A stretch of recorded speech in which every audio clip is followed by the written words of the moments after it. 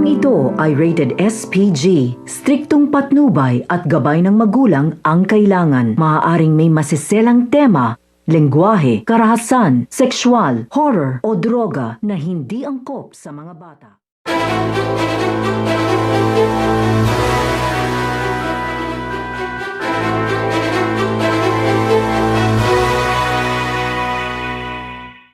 Magsasalpukan ang mga grupo nito nga ni Gabo at nito nga ni Samantha dahil magkakainitan nga sila dito nga sa loob nga ng CR at dito nga magkakaroon nga ng tensyon at dehado nga dito ang grupo nito nga ni Gabo dahil mapupuruhan nga sila dito. Kaya paglabas nga nila dito nga sa loob nga ng CR ay agad nga sila dito nagtungo dito nga kay Gabo upang ipaalam nga dito ang nangyari at sinapit nga nito at mga polis nga daw ang gumulpi nga daw sa kanila. Kaya nga ito nga si Gabo ay hindi nga niya palalagpasin ang nangyari sa kanyang mga kaibigan. At habang nagmumukmuk nga ito nga si Gabo dahil nakita nga niya dito ito nga si Samantha na may kasama na nga itong ibang lalaki. At mukhang may relasyon nga daw ito ay hindi na nga dito nakapagpigil ito nga si Gabo. Pero ikakagulat nga nito nga ni Gabo ang kanyang makikita dahil ito nga grupo na nakaaway ng kanyang grupo ay ito nga ang grupo nito nga ni Samantha.